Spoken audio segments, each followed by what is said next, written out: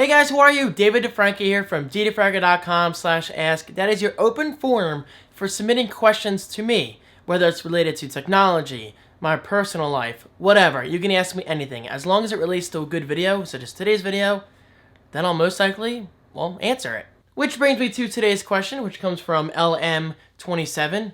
He or she, I don't know who it is. They don't leave a Twitter or YouTube or anything. LM27 asks, they say rather, "Hi David, I just wanted to know if you are going to buy The Last of Us for the PS3 and also tell us what you think of the game. P.S. I love your videos. Thank you." What the frig? A bird just flew into the window. Are you trying to kill me? That happened in my loot crate. That didn't scare me. Okay, let's just move on. Okay, so getting on to topic, LM27 asks an excellent question. What do I think of The Last of Us? Well, there it is. Yes, I did buy this for myself earlier this week, which is kind of a big deal because I don't buy myself games that often because now that I rent a house and I have tons of bills, I rarely buy myself a game. So this is definitely a good treat to myself. And guys, I loved every minute of it. But I'm going to turn LM27's question of The Last of Us and turn it into more of an open forum / open question because I want to see what you guys think of a specific topic that I kind of want to mini rant about. However, guys, before I get into that, I do want to praise the crap out of this game. The Last of Us is, without a doubt in my mind, one of the best gaming experiences I have ever had. Seriously, it was that good. Naughty Dog, you just kick ass. Seriously, how do you make games as good? I don't understand. I mean, I can't imagine the kind of time and the work and the patience and the stress that went into making an experience like this possible. Alright, so let me talk about why I enjoyed this game so much. From the presentation, to the storyline, to the characters, to the visuals, to the audio, everything about it, it felt pretty much, near perfect. I'm not going to say perfect, and that's the point of today's video, obviously, as you can see from the title below. I mean, there is something about this story that just had me so involved and so interested, and I can't say that about many games. Now, guys, I love gaming, obviously. I mean, I made that very clear throughout my past 20, 30 videos or so, because I'm trying to make gaming a big focus of this channel, since I no longer do DeFranco Gaming, except for the website, but that's beside the point. So I just want to explain something real quick. I love gaming. I mean, I love video games. But there's something about gaming that bothers me, and that's getting into storylines. For whatever reason, I have a very, very hard time understanding / concentrating on plots and games. I don't know why. Maybe it's because I'm so involved and concentrated on the games, the things happening on screen, all the madness, that I sometimes forget about the plot in the background. Whereas with movies, I'm just sitting there on a couch, eating my Pop-Tarts or whatever, drinking my coffee, and taking everything in because I have nothing else on my mind. I mean, am I alone in that? Am I the only one who has trouble keeping up with storylines in games? I mean, guys, I love games like Halo. I mean, I've played every single Halo game except for the full version of the Halo RTS game. I can't think of what the title... What is the freaking title? I always forget for whatever reason. But the point is, I have finished all of the major Halo games, and I loved all of them. Except for ODST, but that's another story. But still, guys, for whatever reason, I have a hard time keeping up with the plot. Am I alone in saying that? I mean, maybe I just have a hard time concentrating. It's just something that bothers me. But you know what? I do enjoy the Halo games for what they are, and I enjoy many games for what they are. So what am I getting at here? Well, it's a completely different story, pun intended, with The Last of Us. This game had me hooked from the minute I started to the minute I ended. I mean, it was that good. Naughty Dog did such a great job, probably because of the characters. The relationship between Joel and Ellie, it felt rare. It felt so rare. I mean, I don't even get that relationship sometimes with movies. And the fact that I can get that relationship / experience out of a video game, it's just a work of art, and Naughty Dog, they overdid themselves. It was that good. So, props. Alright, so without further repeating myself, let me get into the topic of today's video and, discuss, is this game perfect? Is it really perfect, like most gaming websites are claiming? I mean, I couldn't believe when this game came out a few weeks ago that I saw all these reviews on IGN and whatever, giving a game a perfect 10, like a perfect 5 out of 5.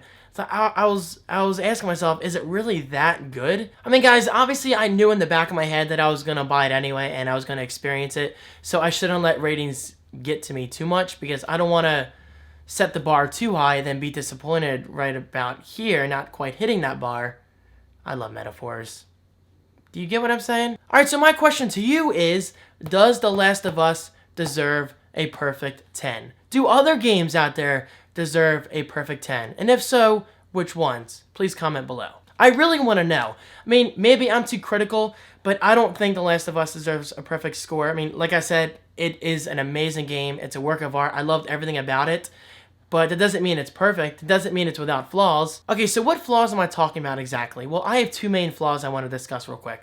Number one, the controls. I mean, sure, I got used to them within 10, 20 minutes, but I thought, in my opinion, I thought the controls were a little sloppy, and I thought they could have been better implemented. That's just me. And number two, the character slash enemy AI could be pretty damn bad at times. I mean, there were times where I'd be hiding behind a wall, you know, out of sight, which is good.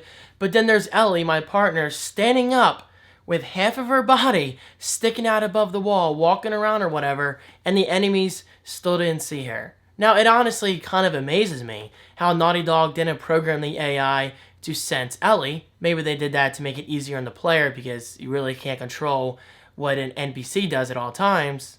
So maybe that was their logic behind it. There were at least a few times where I was in plain sight of the enemy and they didn't do crap. Why? It's beyond me. And also, this really, really bothered me. Again, maybe I'm too critical, I don't know. But there were times where there were enemies, say like right there, you know, behind me, behind the wall or whatever, where they couldn't see me, but I would kind of mess with them and flash my flashlight. Like over and over again, like click, click, click, click, click, just to see if they would react. And did they? No. I don't know why. Something as basic as that, I think should have been implemented, especially since Naughty Dog went really strong with the whole stealth factor. Because I gotta say, the whole stealth factor of the game, I freaking loved it. It really got me even more hyped for Splinter Cell Blacklist coming out in just a few weeks. And I cannot wait for Spies vs. Mercs. I'm so freaking hyped for that multiplayer. But you know what? That's just my opinion. I believe every game has a couple flaws here and there. But when those flaws pertain to something as important as enemy AI and sloppy controls, in my opinion, I don't think that game deserves a perfect score. Now, does it deserve like a 9.7 or a 9.8 out of 10? Hell yeah, without a doubt in my mind, it definitely deserves a score that high. But does it deserve a perfect score of a 10? No. Alright guys, so I want your opinion. What do you think? Am I being too critical? Do you agree? Do you disagree? I'm very, very interested in hearing your thoughts on this. And please, do not get me wrong, I just have to stress this again. The Last of Us, despite its couple flaws, just overall amazing. I loved it. I'm going to explore the multiplayer a little bit. I'm not really a big fan of the multiplayer in Uncharted, so I don't really see why I'll like it that much in The Last of Us. Although, guys, I gotta say, I did play one quick match last night using this stealth class, and I love sneaking around and using my bow and arrow and taking out real players. That's just a great feeling. It definitely felt a lot like Splinter Cell. Obviously, minus the bow and arrow, but you know what I mean. I think that's it. I mean, this video is definitely a little sloppy. For whatever reason, I have a hard time reviewing video games on camera. It's just a thing that I have to get better at. But hey, I'm trying. But still, guys, I'm really glad I got my chance to express my thoughts on this game. But even more importantly, I'm glad I got my chance to experience this game. Because, honestly, you know I'm not the biggest PS3 player. I have a huge 360 collection. But PS3, I literally have like 5 or 6 games. It's pretty pathetic. But out of those games, it's The Last of Us, Uncharted, and anything else good that's come out in the past year. Except for God of War. God of War is another series that I really have to get into. You know, I totally forgot today's video is based on a question because I got so involved. The game was just amazing. Anyway, thank you again to, if I can find it, LM27. Excellent question. Now, since today is an Ask a Question video, you guys do get a free audiobook. Now, this is something I have never, ever promoted before. This sounds very interesting. Now, since The Last of Us is all about the apocalypse and zombies and all that good stuff, I wanted to search for a free audiobook for you guys pertaining to zombies. And I found this, World of War Z, the complete edition, movie tie-in edition, and oral history of the zombie war. Normally costing $28 for non-members, you guys can get this audiobook for completely free. Just use that link right below, audibletrial.com/thecreative1. Click that link, sign up, search for this, and it is yours to keep forever. And guys, also, something else to keep in mind, if this whole zombie apocalypse does eventually happen, you can have this audiobook to listen to, because it is 12 hours and 8 minutes long. Gives you plenty to do. Not that I believe a zombie apocalypse is going to happen. Hey, you never know. It's just something to keep in mind. And now I am finally done, guys. Thank you so much for your patience. Thank you so much for watching. And most of all, thank you so much for your ongoing support. You all are awesome, and I'll see you in my next video. Peace.